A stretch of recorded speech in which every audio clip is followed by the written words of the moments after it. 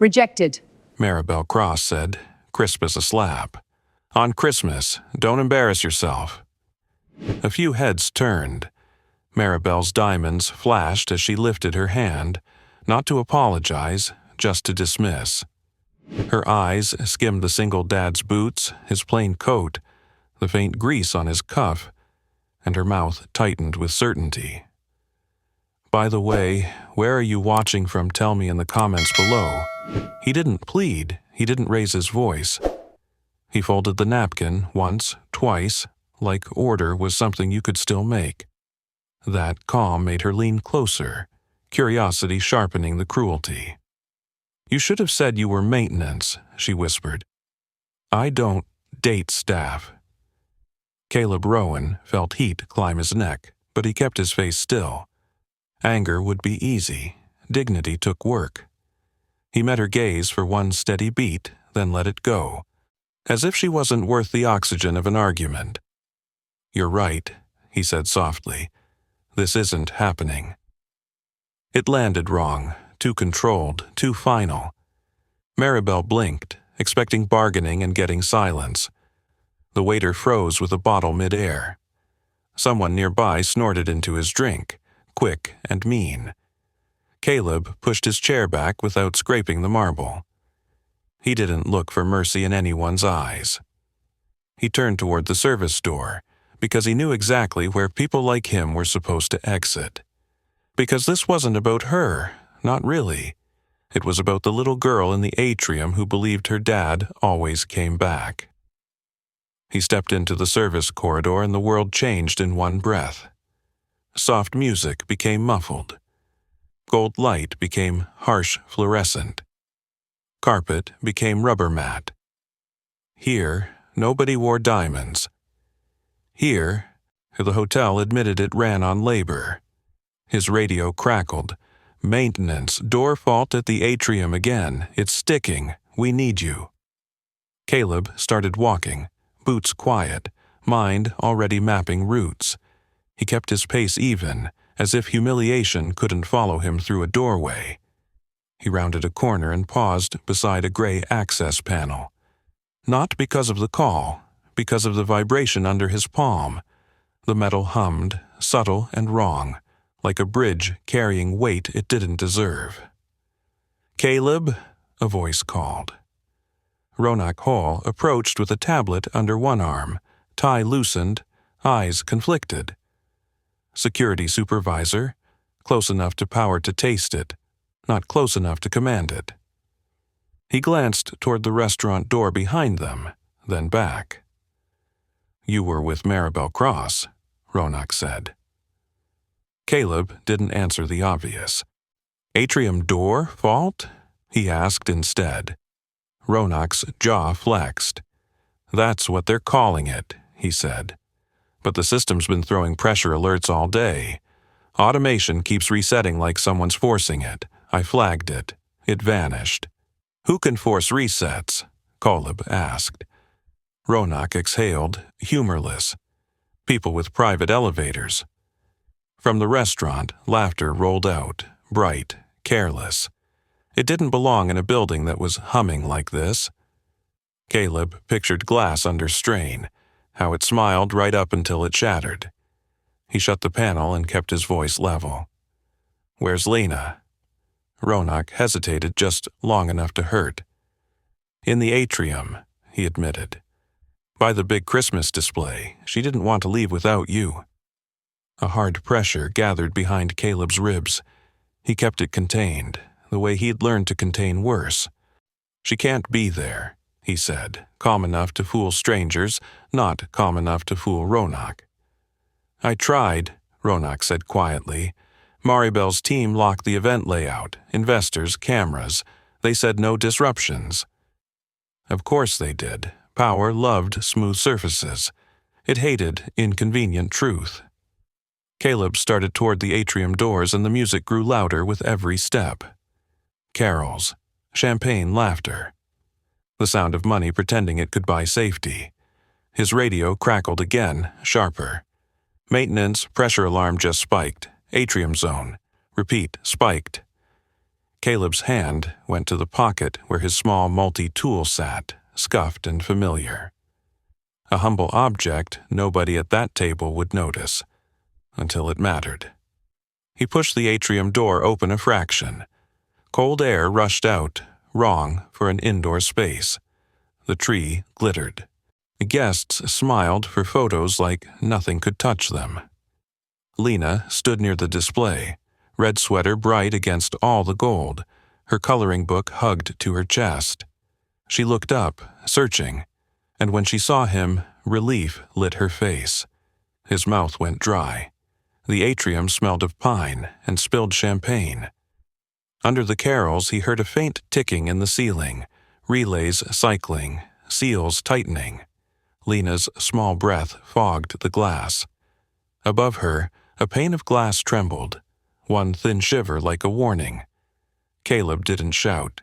He didn't panic. He looked up, listened, and understood what the building was trying to say.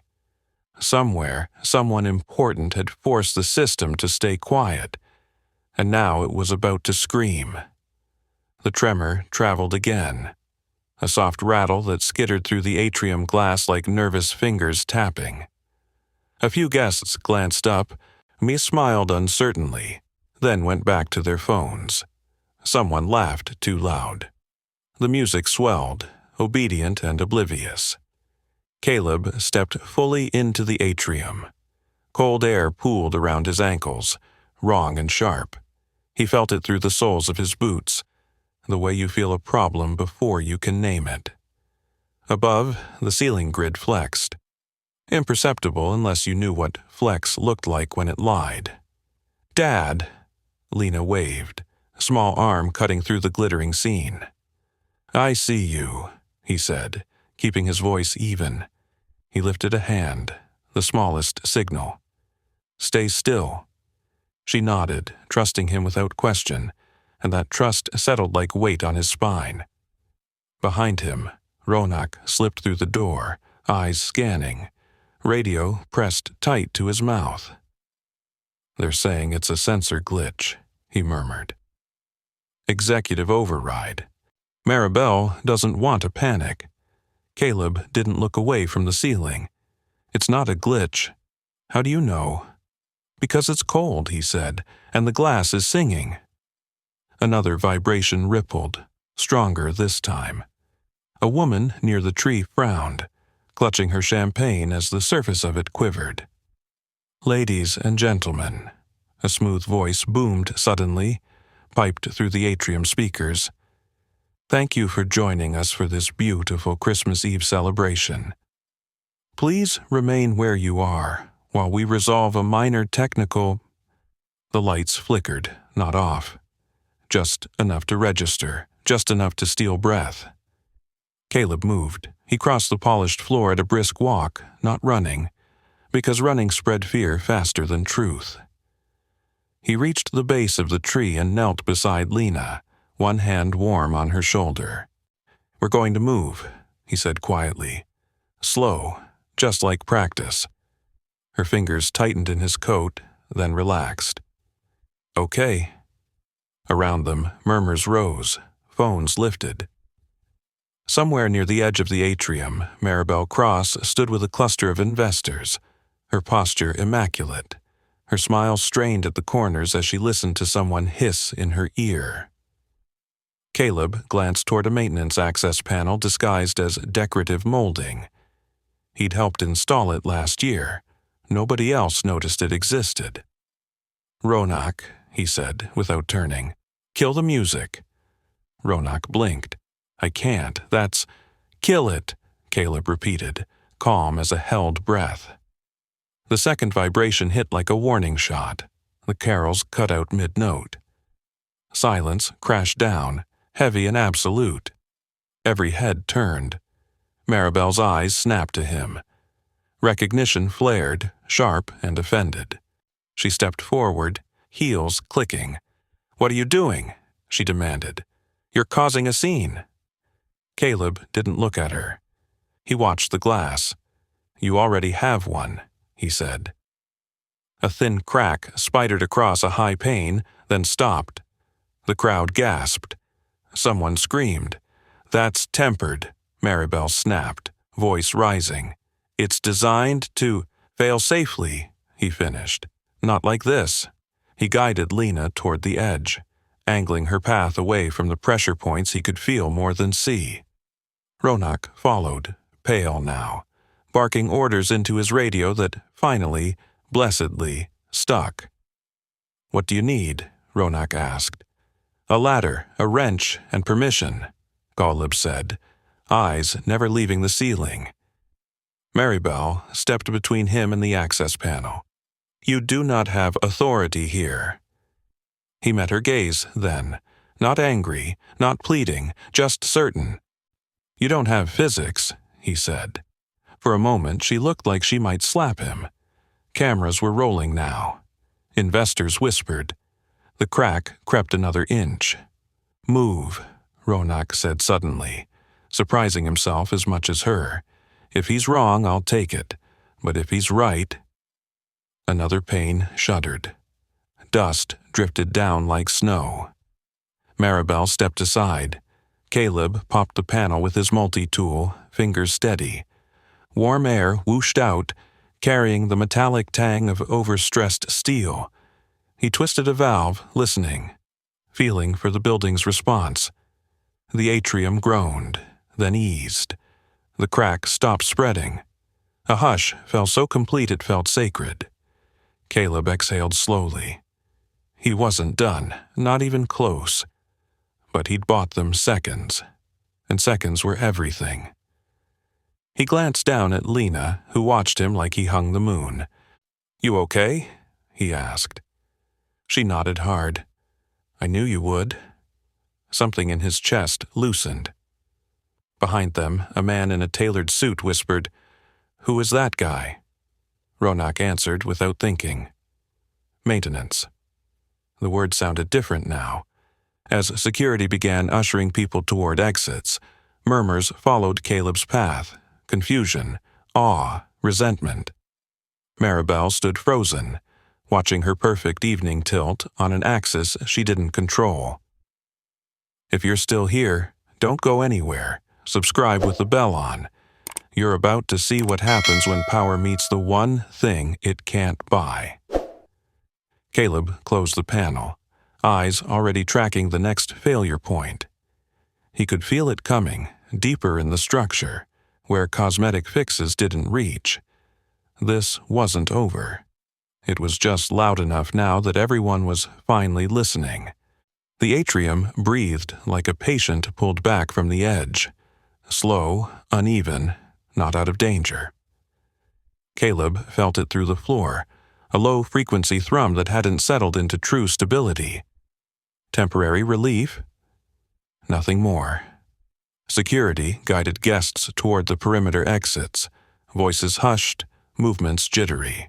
Phones stayed raised. Once fear had a lens, it didn't let go easily. Caleb walked Lena to a bench near the service corridor, crouched to her level. "Stay here," he said. "Don't move unless Ronak says it's okay." She hesitated, then nodded, clutching her coloring book like armor. "You'll come back?" He brushed her hair back, gentle. "Always." When he stood, the air felt heavier. The building hadn't forgiven them yet. Ronak caught up, sweat beating at his temple. "Fire department's en route. Structural consultants, too. They won't make it in time," Caleb said. Ronak swallowed.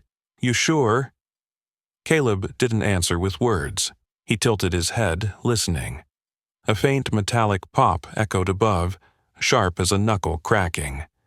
"That was a shear connector," he said, non-critical. "But it means the load's shifting." Ronak stared at him. "How do you know that?" Caleb finally looked at him. "Because I've heard it before." Across the atrium, Maribel Cross regrouped fast, as people like her always did. She spoke in tight circles to investors, to security, to someone on her phone who kept nodding even when she wasn't looking. Control was her reflex. Then she turned, heels slicing the floor, and walked straight toward him. "You overstepped," she said, low and furious. "I let it slide because you scared people into thinking you were right. Hey, but this is my property, my liability, your risk," Caleb said, "and everyone else's." She scoffed. "Don't lecture me. You fixed a valve. Congratulations." Behind her, the ceiling creaked again, longer this time. Several guests flinched. A chandelier swayed, slow and ominous. Caleb gestured upward. "That valve redirected pressure. It didn't solve the imbalance. The atrium roof's bearing load it wasn't designed for." Maribel's lips thinned. The building passed inspection. "After the remodel?" he asked. Silence flickered across her face, gone in a blink. "Of course." Ronak looked between them. "The remodel 6 months ago?" he asked. "The glass expansion?" Maribel snapped her gaze at him. "This is not the time. It's the only time," Caleb said. "You replaced load-sharing beams with decorative supports to open sight lines. You kept the same safety model." "That's absurd," she said. "You can't possibly know. I installed the old system," he said quietly. The words landed heavier than shouting ever could. Ronak stared. Maribel laughed once, sharp and brittle. "No, you didn't." Caleb didn't argue. He turned away, already moving toward a restricted stairwell. "Where do you think you're going?" she demanded. "To the catwalk," he said. "There's a manual brace point above the north quadrant. If I can engage it, I can redistribute the load long enough to evacuate fully. You don't have clearance." He stopped, finally letting a hint of steel into his voice. "Then get it." Another crack split the air, not glass this time, metal. A child cried. The crowd surged, panic breaking through the thin dam of order. Maribel's phone buzzed. She glanced at it, and then at the ceiling, then at the people looking to her for answers she didn't have. "Ronak," she said tightly. "Get him access." Ronak didn't hesitate. He swiped his badge and the stairwell door clicked open. Caleb took the steps 2 at a time, boots pounding, lungs steady. The higher he climbed, the colder it got. The hum grew louder, angrier. The building was arguing now.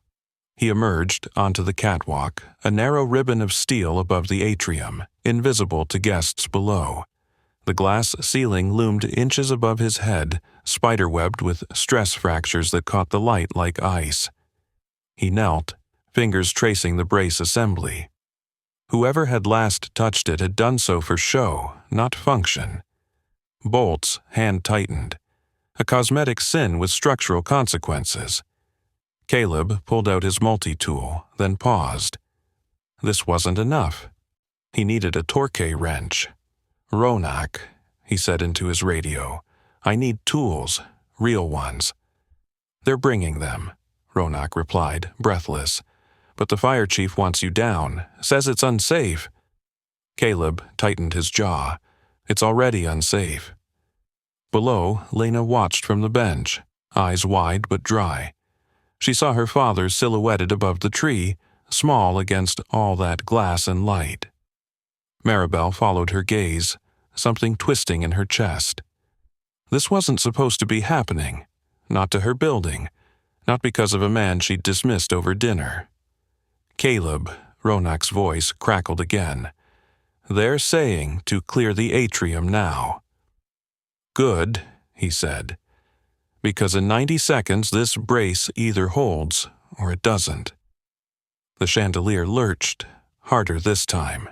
Screams echoed upward, bouncing off steel. Caleb set his shoulders and got to work. Hands sure, mind focused.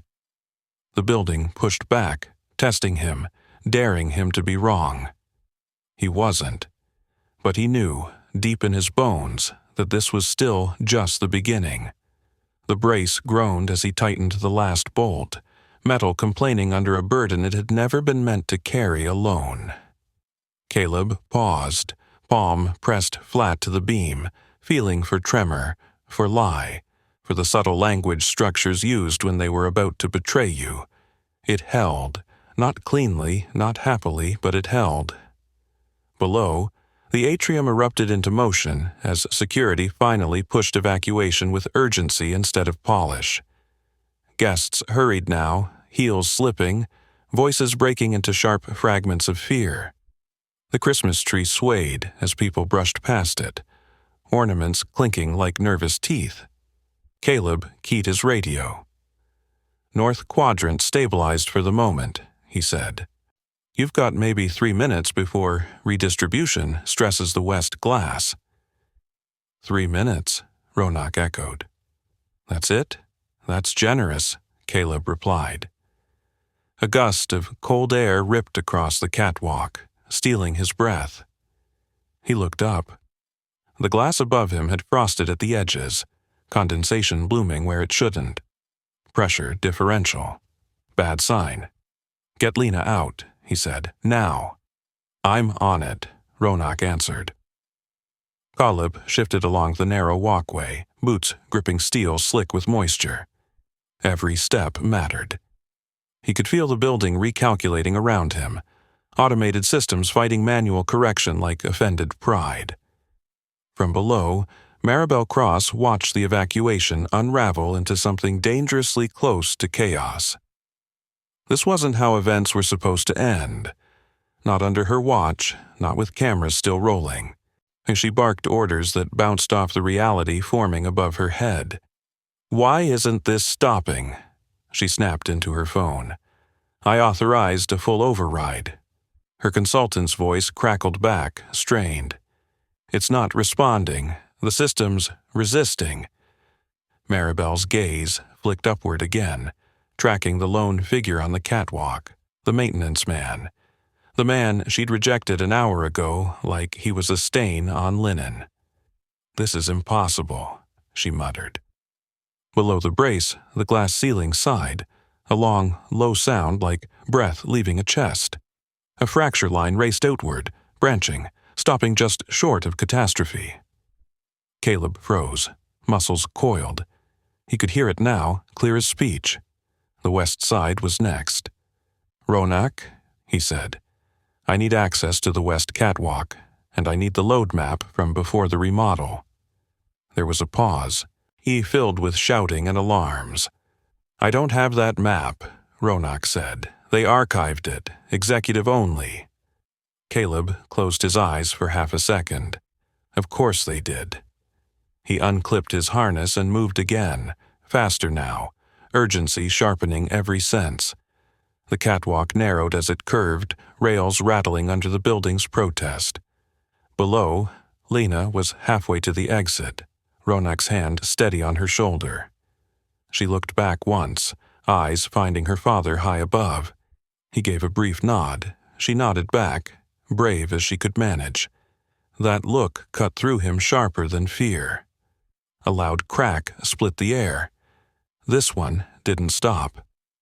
Glass rained down in a glittering sheet at the far edge of the atrium, harmless pieces cascading where people had been moments before. Screams spiked. Cameras zoomed. Sirens wailed somewhere outside. Maribel staggered back, her heart slamming. This was no longer a PR problem. This was survival. "Where's the fire chief?" she demanded. "He says we have to clear the building," someone shouted. "No!" she snapped, eyes locked on the catwalk. "We have to listen to him." The admission tasted like blood. Caleb reached the west access point and cursed under his breath. The panel was sealed, new, sleek, decorative. A remodel choice. He dropped to one knee, pulled out his multi-tool, then stopped. Not enough. He slapped the panel in frustration. The building answered with another shudder, impatient now. Below, Maribel's voice carried, sharp with something new. "What do you need?" she shouted upward. He looked down at her, really looked. She was pale, stripped of polish, human. "A breaker key," he called back. "And the old load map, the one you buried." She hesitated. then turned on her heel and actually ran, toward the executive elevators. The crowd watched her go, stunned. Minutes stretched thin as wire. The building creaked, glass ticking like cooling metal. Caleb braced himself against the rail, calculating margins in his head, all of them uncomfortably small. Ronak's voice crackled. "Fire department's pulling back. They won't send anyone in with you still up there." "Tell them to wait," Caleb said. "I'm not done." "You might not make it down."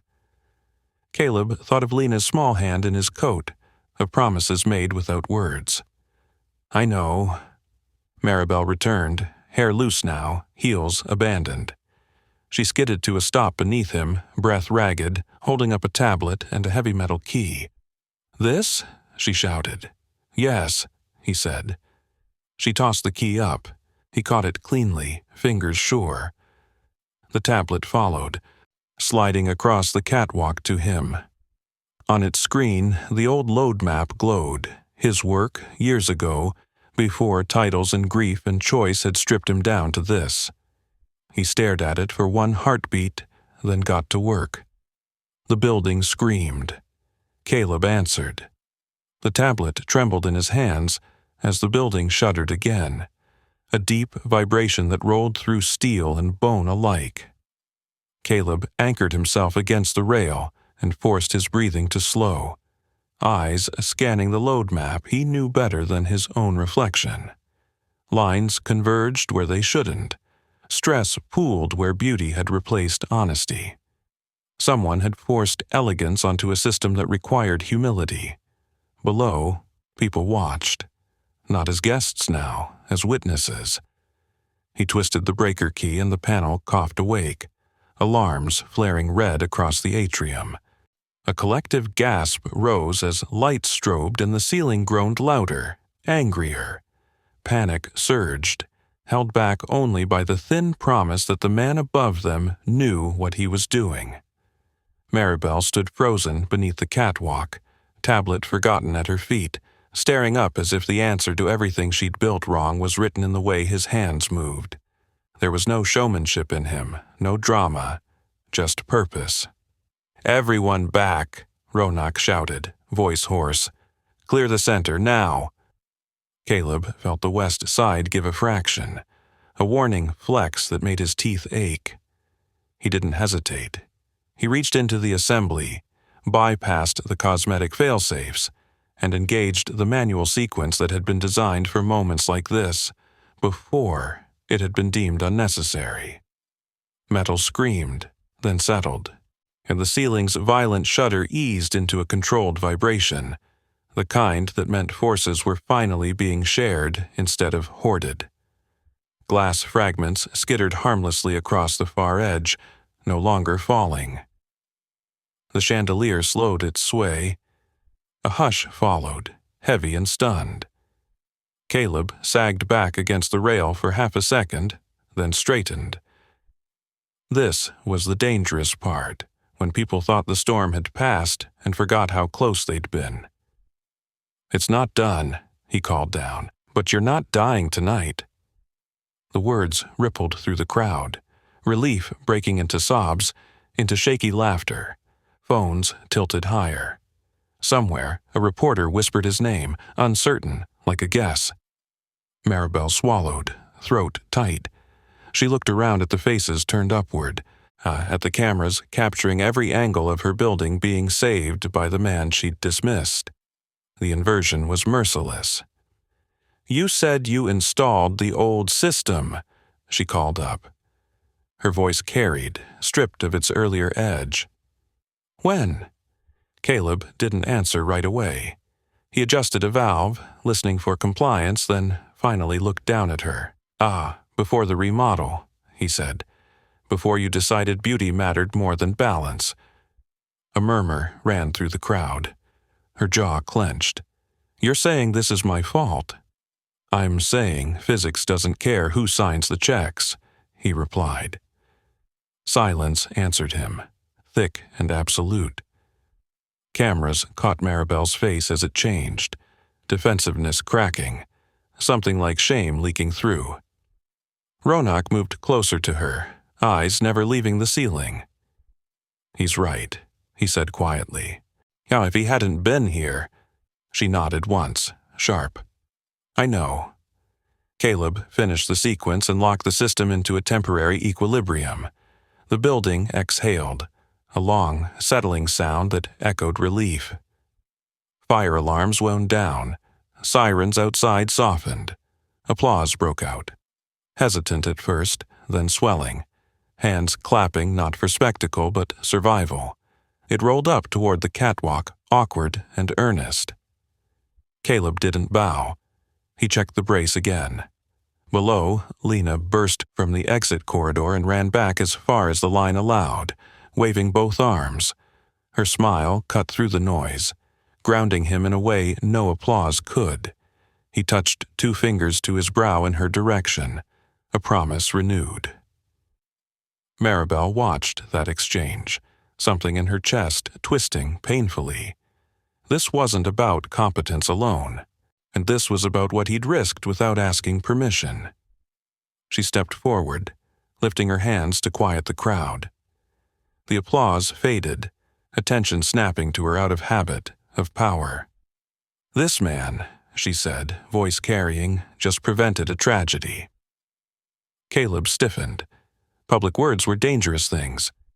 "He is not just maintenance," she continued, each word costing her.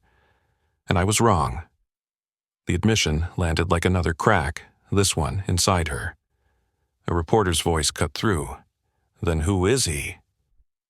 Maribel looked up at the catwalk again, eyes meeting his.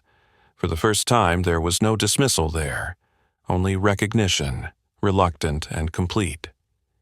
"He's the reason this building is still standing," she said. "And the reason we're all walking out alive.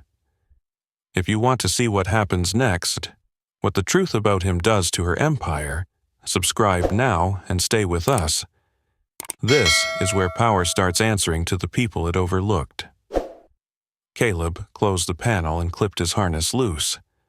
The danger had receded, but the reckoning had only just begun. The applause thinned into murmurs as emergency crews finally surged back inside, their confidence buoyed by the fact that the building was no longer actively trying to kill anyone. Caleb stayed on the catwalk, watching patterns settle, listening for lies in the steel. Stability wasn't a switch. It was a conversation, and he didn't trust silence yet. Below, Maribel Cross was already being surrounded. Assistants, legal counsel, PR. The machine of power rebooted itself quickly, even shaken. She answered questions with clipped nods, eyes flicking upward every few seconds despite herself. "Sir," a fire captain called up, cupping his hands. "We need you down, now." Caleb didn't move. He adjusted one last setting, slower this time, deliberate. When the hum finally dropped into a steady, honest pitch, he unclipped and made his way down the ladder, rung by rung, joints aching as the adrenaline ebbed. The floor felt strange beneath his boots, too solid after minutes of suspension. Lena was there the instant he stepped off, arms wrapping his legs tight.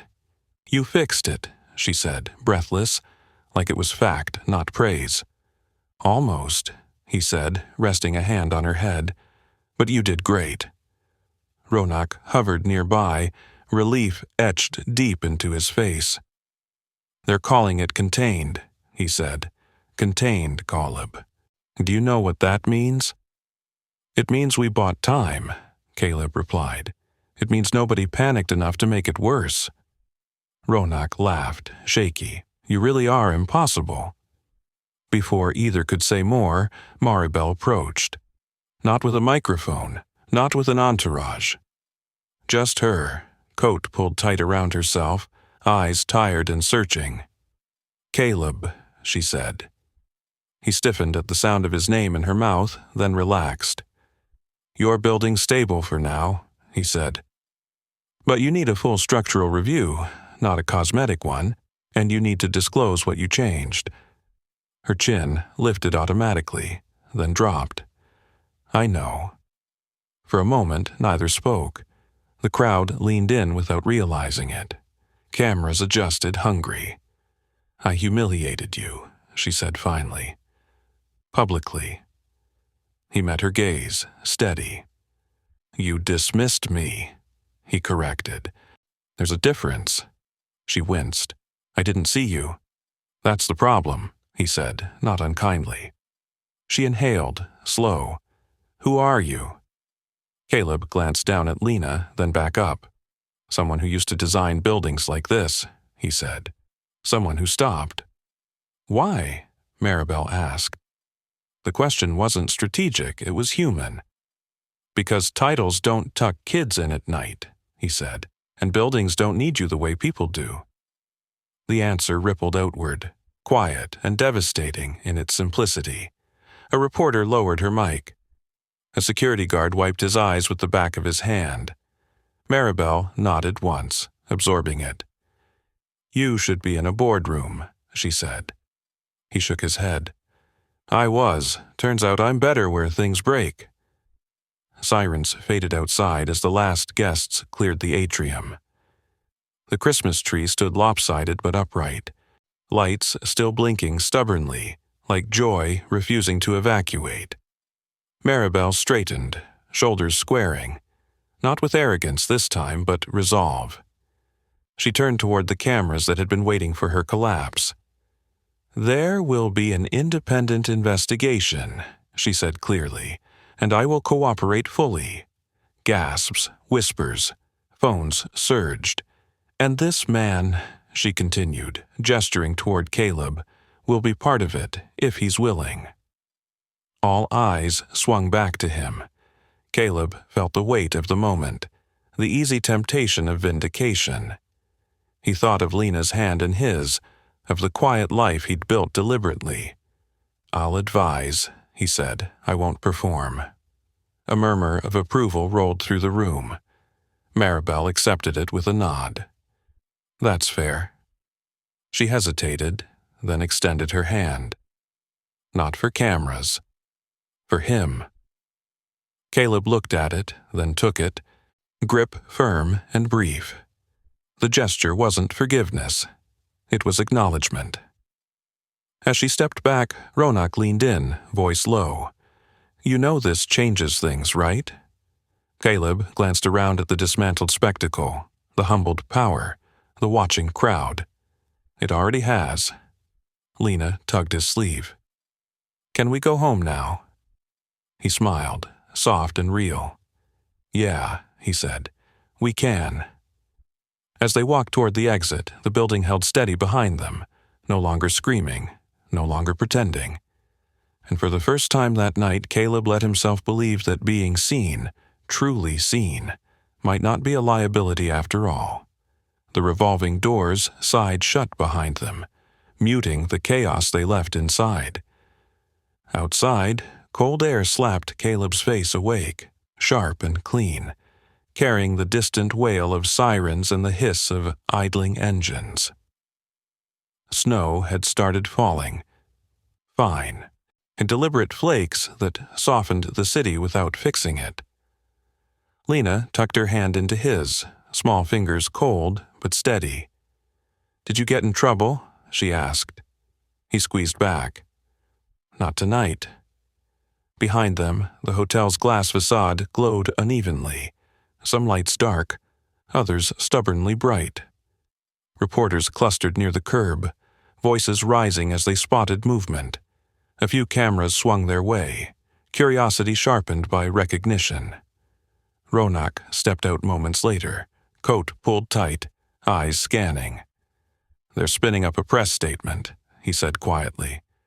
Maribel's team is already framing this as swift executive response. Caleb nodded once. Of course they are. That won't hold, Ronak added.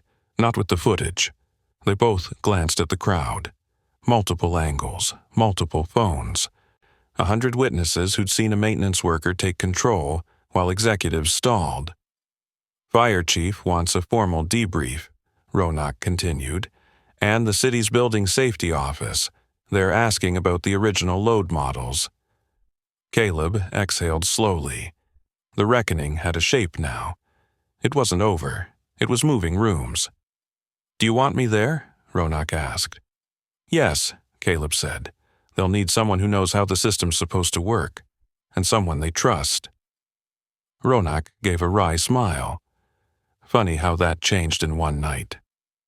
Across the street, Maribel emerged from a black sedan, coat thrown over her shoulders, hair still loose. She paused when she saw them, hesitated, then crossed the street despite her assistant's frantic whispering. "I need to speak with you," she said, stopping a respectful distance away. Caleb turned fully to her. He didn't shield Lena, but he didn't step aside either. "The city is demanding documentation," Maribel said.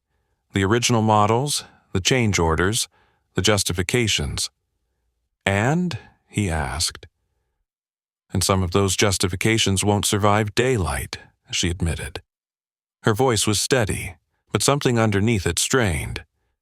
"If this becomes a public hearing, it will," he said. A camera shutter clicked. Maribel ignored it. "Then I want you there," she said, "not as my shield, as the truth." Caleb studied her face, searching for angles. He found none. Just a woman who'd built too much too fast and finally hit physics. "I'll testify to what I know," he said. "Nothing more, nothing less." She nodded, accepting the limit. "That's all I can ask." A reporter called out, "Mr.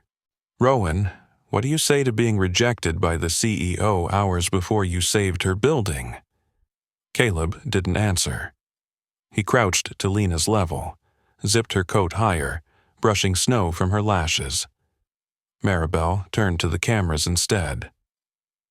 "This isn't about a date," she said sharply. "It's about accountability." The words surprised even her. Ronak let out a breath. "You just made it real," he murmured. Maribel's mouth tightened. It already was. A city official approached, clipboard in hand, eyes bright with urgency. "We're convening an emergency review at dawn," he said. "We'll need statements, and you," he added, looking at Caleb, "will need your credentials." Caleb straightened. "You'll have them." As the official walked away, Maribel lingered a moment longer. "I meant what I said inside," she told him. "I was wrong." He nodded once. "That matters. What you do next matters more." Snow gathered on the hotel steps, covering footprints, erasing the neat lines of earlier power. Across the street, a bus pulled up, doors hissing open. Lena tugged his hand. "Home?" "Home," he said. As they boarded, Caleb glanced back one last time. The hotel loomed, still standing, still beautiful, still flawed. But now it carried a crack no remodel could hide. The bus lurched forward, warmth blooming around them. Lena leaned against him, eyelids heavy. Ronak remained on the curb, watching until they disappeared into traffic. His phone buzzed. A message from a city engineer. "We ran the preliminary numbers." "You were right." Caleb felt the words settle, not as triumph, but as gravity. Tomorrow would bring rooms full of people who'd never worn work boots, all suddenly eager to explain what had gone wrong. This time, they wouldn't be able to pretend they hadn't seen him. Outside, snow kept falling. Quiet, persistent, honest. Morning didn't soften the city, it sharpened it. The hearing room smelled like coffee, wet coats, and impatience. Fluorescent lights hummed overhead, flattening everyone into the same pale tone. Executives, engineers, officials, all stripped of evening glamour. Caleb sat at the long table with Lena beside him, her feet swinging above the floor, coloring quietly like this was any other weekday. Maribel Cross entered last. She looked different in daylight, No heels, no jewelry, just a tailored coat and a face that had slept badly. Cameras clicked anyway. Power still drew lenses, even when it flinched. Ronak leaned in from the row behind. "They're nervous," he murmured. "You can feel it." Caleb nodded. He felt it too, not fear, but pressure, the kind that built when truth had nowhere left to hide. The city chair cleared his throat. "We're here to determine responsibility for last night's structural failure and assess ongoing public risk." Caleb listened, hands folded, while officials recited timelines that bent reality just enough to protect themselves. Words like unexpected, isolated, unforeseeable. He waited. Patience was a skill too. Then Maribel was called. She stood, voice steady, and did something none of them expected. She didn't deflect. "The remodel compromised load distribution," she said, "and I approved it." A ripple moved through the room. Pens paused. Someone inhaled sharply. "I relied on assurances instead of verification," she continued. "And people were put at risk." Caleb watched the faces change, respect mixed with calculation. Admission didn't erase guilt, but it changed the math. The chair turned to him. "Mr. Rowan, your assessment." Caleb rose slowly. Every eye tracked him now. Not the maintenance worker, not the spectacle from last night, but something harder to categorize. "The failure wasn't sudden," he said. "It was cumulative. Cosmetic decisions stacked on structural ones until the system had no margin left." He reached into his bag and placed his old notebook on the table. Worn, oil-stained, out of place among tablets and binders.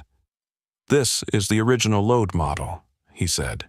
"Mine, from before the remodel." A murmur rippled again. The symbolic weight of that battered object landed harder than any credential. It wasn't supposed to be here. Neither was he. "You designed this?" an engineer asked. "Yes." "Why were you working maintenance?" Caleb glanced at Lena, then back. "Because buildings don't raise children," he said simply. Silence followed, not awkward, not hostile, understanding. He walked them through the sequence, methodical, precise. No dramatics, just facts. Where the beams had been weakened, where the glass had been stressed. Why the system fought overrides, why money hadn't helped. By the time he finished, the narrative had shifted. This wasn't an accident, it was neglect with a balance sheet. If you're watching this unfold and you've ever seen truth get buried under titles, subscribe now and stay with us. The next turn matters. The chair exhaled. "We'll be recommending immediate corrective action and a full audit." Cameras flashed, reporters scribbled. Maribel sat back down, eyes closed briefly, then opened them and met Caleb's gaze. No apology this time, no defense, just resolve. During the recess, a city engineer approached Caleb, voice hushed. "We'd like you on the review panel," he said. "Independent." Caleb considered it. Panels meant rooms like this. Meant time away from Lena. Meant being visible again. "Advisory only," he said. "Temporary." The engineer nodded. "Fair." Across the room, Maribel watched the exchange.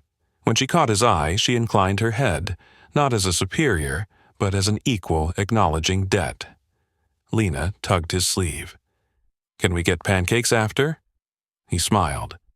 "Definitely." As the hearing reconvened, the room felt different. Lighter. Not because justice was done, because it had started moving. Outside, reporters would frame it as a fall from grace or a heroic reveal.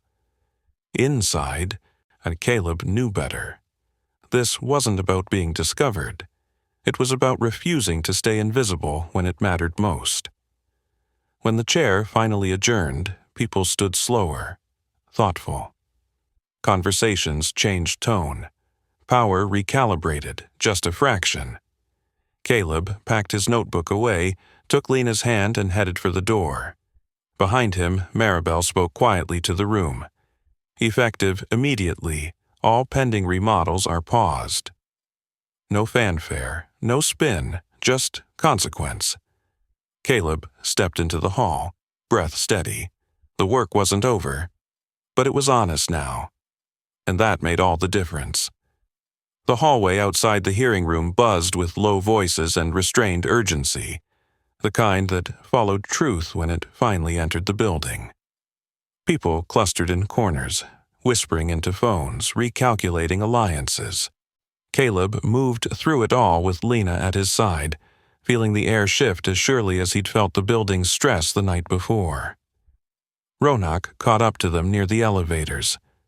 "City Safety wants a site walk," he said. "Today, media too." Caleb nodded. "Good. You sure?" Ronak asked. "That turns this into a spectacle." "It already is," he replied. "Better it's honest." They rode down in silence, Lena leaning against his coat, humming to herself.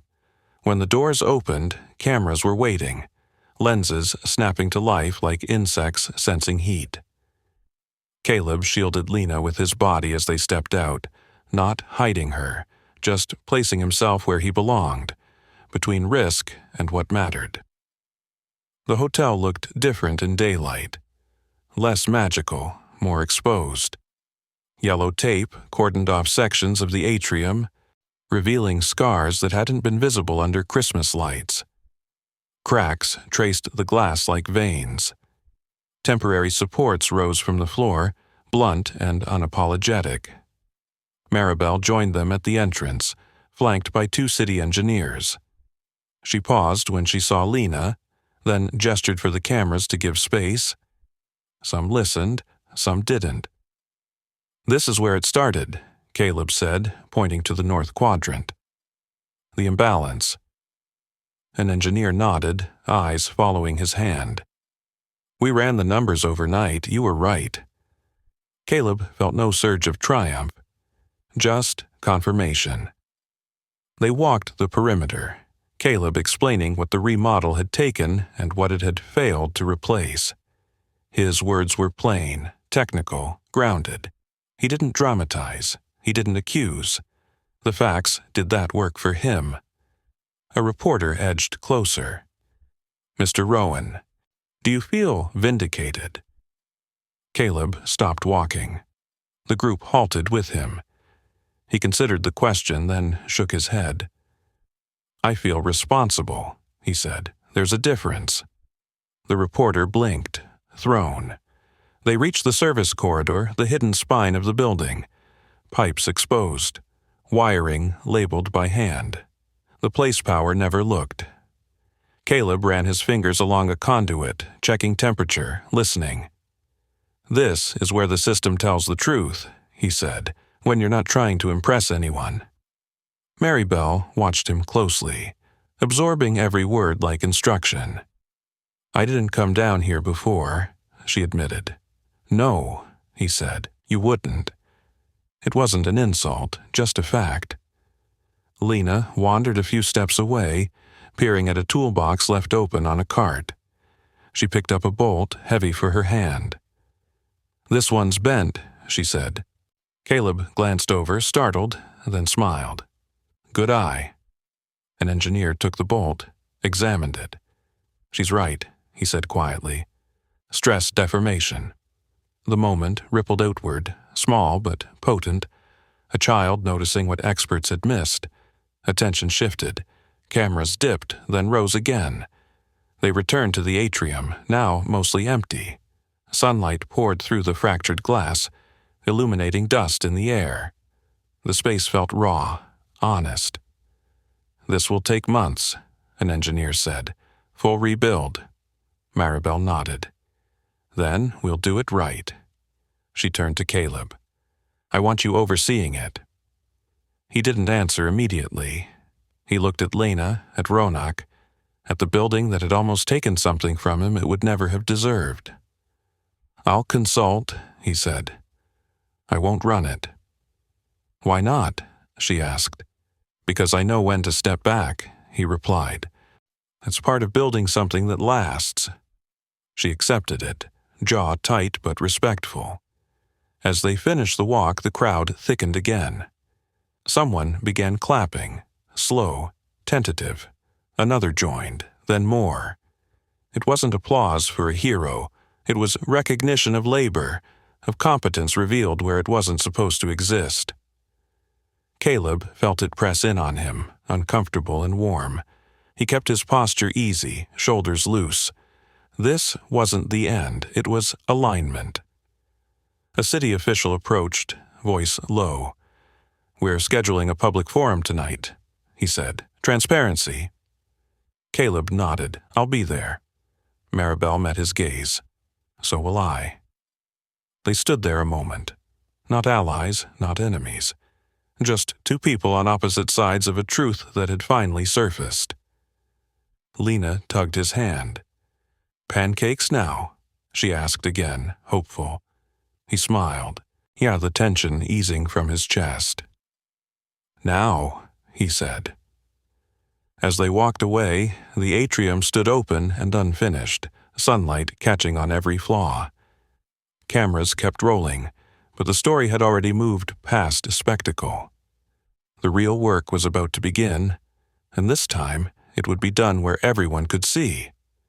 By evening, the atrium was full again, not with guests, but with chairs, cameras, and the low murmur of a city deciding how honest it wanted to be.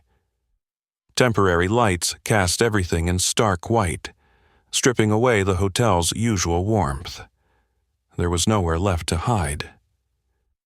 Caleb stood near the back with Lena and Ronak, hands loose at his sides. He could feel the weight of eyes even before the forum officially began. Not curiosity now, expectation. Maribel took the front seat, not the podium. That alone shifted the room. Executives whispered. Reporters leaned forward. Power noticed when one of its own changed posture. The city moderator cleared his throat.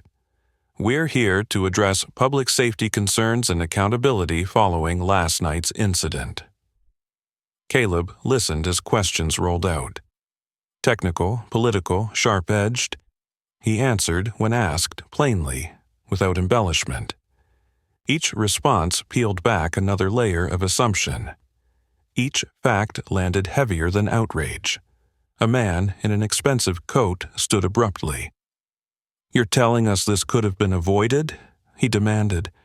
"That profits were chosen over people?" Caleb met his gaze. "I'm saying corners were cut," he replied, "and buildings remember that." A murmur swept through the room. Another voice followed, brittle with anger. "Then why weren't we told? Why wasn't he—" The man gestured sharply toward Caleb. "Consulted?" All eyes shifted to Maribel. She stood slowly, no notes, no shield. "Because I believed authority was enough," she said, "and I was wrong." The words echoed, simple and devastating. Caleb felt something settle then, not vindication but balance. The room leaned toward truth instead of away from it. Questions kept coming. About oversight, about past projects, about who else had been ignored. Each answer widened the circle, turning a single night into a pattern no one could unsee. Lena shifted beside him, restless. Caleb knelt and whispered, "Almost done." She nodded, then raised her hand. A ripple of surprise ran through the room as the moderator hesitated, then smiled gently. "Yes?" She stood, small voice clear. "My dad fixes things," she said. "But people don't listen until they're scared." Silence fell, complete, reverent. Caleb closed his eyes for a beat. Around him, cameras lowered without instruction. No one rushed to fill the space. "That's perceptive," the moderator said softly. Lena sat back down, satisfied. From that moment the tone changed. Less combative, more reflective. People weren't asking how to protect reputations anymore. They were asking how to prevent the next failure. An engineer spoke up. "We need labor voices in planning rooms," she said. "Not just after disasters." Heads nodded. Notes were taken. Maribel looked back at Caleb once, something like gratitude in her eyes, something like resolve. She addressed the room again. "Effective immediately," she said. "All frontline staff will have direct reporting channels to safety review. No filters." Applause broke out, not loud but sustained. As the forum wound down, a reporter called out, "Mr. Rowan, do you feel justice was served?" Caleb considered it. He glanced at Lena, at Ronak, at the exposed beams and temporary supports overhead. "Justice isn't a moment," he said. "It's maintenance." That line traveled fast. When the crowd finally dispersed, the atrium felt quieter than it had all day. Not empty, rested. Ronak clapped him on the shoulder. "You know that line's going everywhere, right?" Caleb shrugged. "Then maybe it'll stick." Maribel approached once more, stopping a respectful distance away. "You didn't have to stay," she said. "Yes," he replied, "I did." She nodded. "The board will push back." "They should," he said. "Means they're paying attention." She hesitated. "When this is over, would you ever consider coming back, officially?" Caleb looked around the space. Unfinished, honest, waiting. Then down at Lena. "No," he said gently, "but I'll help you build it right." She accepted that, shoulders easing. That might be better. Outside, night settled over the city, cold and clear. Caleb zipped Lena's coat, lifted her into his arms when her legs finally gave out. As they walked toward the exit, the atrium lights dimmed to their temporary setting. No glamour, just enough to see the work ahead. Behind them, conversations continued, quieter now, grounded. For the first time since the tremors began, the building felt like it was listening back. And so was the city.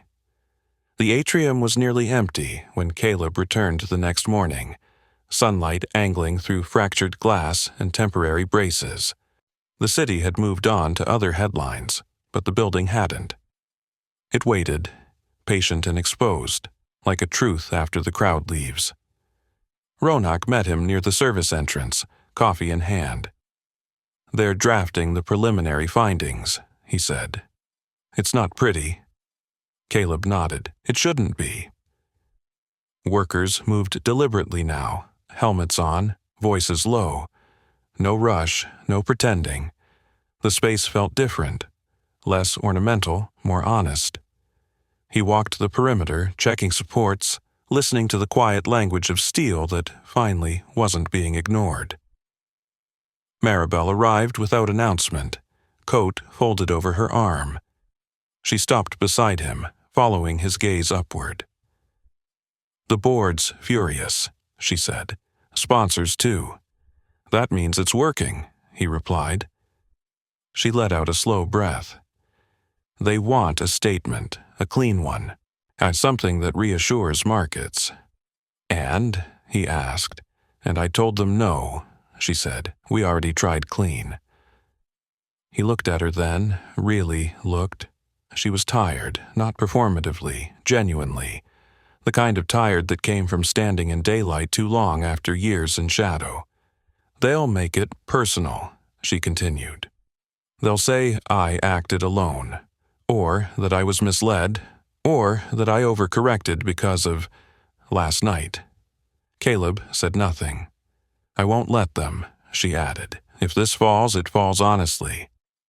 A distant drill whined, echoing through the space. He nodded once.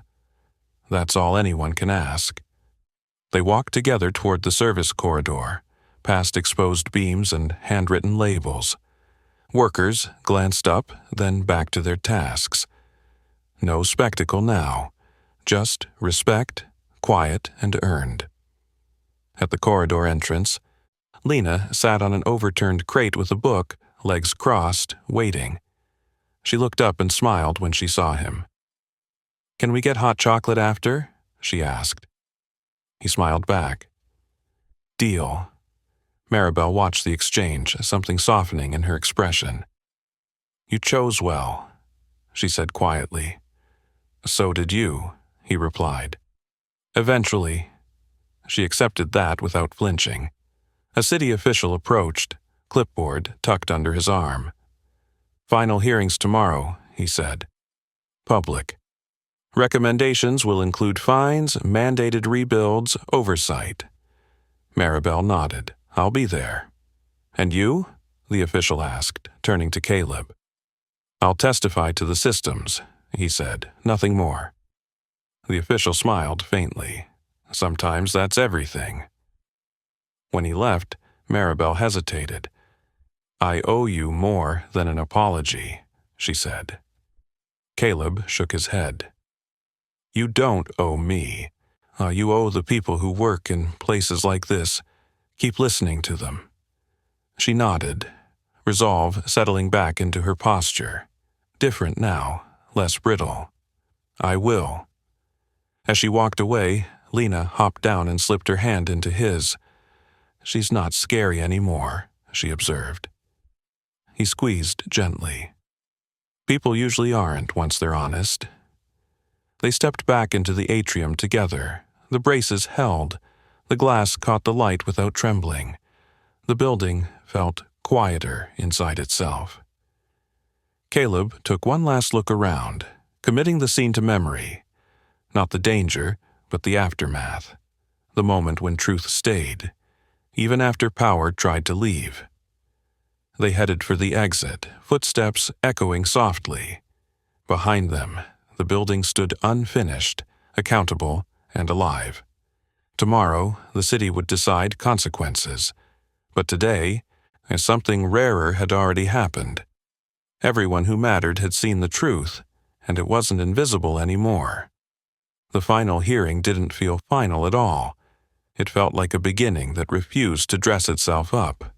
The room was fuller than before, more workers than executives this time, more notebooks than phones. The city officials sat straighter. The audience listened harder. Nobody expected absolution. They expected answers. Caleb sat with Lena beside him, her legs swinging, her presence grounding him. He didn't scan the room anymore. He didn't need to. What mattered was already in front of him. When he was called, he stood without ceremony. He spoke about load paths and redundancies, about how systems failed when feedback was ignored, about how maintenance wasn't a job title, it was a philosophy. He didn't accuse, he explained. And in doing so, he left nowhere for excuses to stand. Maribel testified after him. She didn't minimize. She didn't redirect. She owned the decisions, the pressure, the blind spots.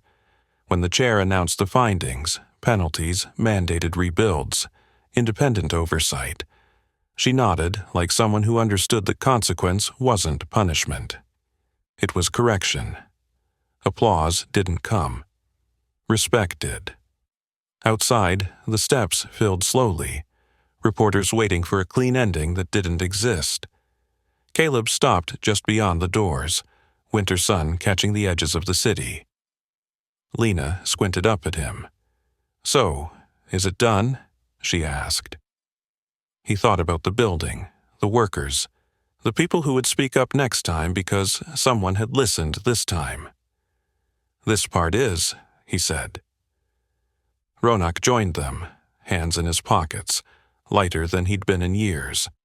You know they're already changing protocols, he said. People are asking questions they never asked before. Caleb nodded. Good. Maribel emerged moments later, no entourage now. She stopped a few steps away, respecting the space. I meant what I said, she told him, about listening. I know, he replied. She hesitated. You didn't take anything from this. He looked at Lena, then back at her. I took what I needed. She smiled faintly, understanding at last. They parted there, not as friends, not as enemies, just as two people who'd crossed a line that couldn't be uncrossed. Later, at a small diner with fogged windows and chipped mugs, Caleb watched Lena stir hot chocolate with focused seriousness. The world felt quieter here. Honest. "You're not invisible," she said suddenly, looking up at him. He blinked. "What?" "People saw you," she said, like it was obvious. "Even the mean ones." He smiled, warmth spreading through him that had nothing to do with the drink. "Yeah," he said. "They did." Outside, the city moved on. Buildings stood. Work continued. Somewhere, someone in a planning room would pause before cutting a corner, not because of fear, but because of memory. That was enough. As they left the diner, Caleb held the door open, feeling the solid weight of it in his hand. Maintained, reliable, the way things should be. This story started with rejection. Public, sharp, meant to put someone in their place. It ended with something quieter. Recognition. If you want another story like this, ask me for the next story title. Subscribe and don't miss our next story. They mocked the night guard until the alarm locked everyone inside. Trust me, you'll feel it. And tell me in the comments, what injustice should we tackle next?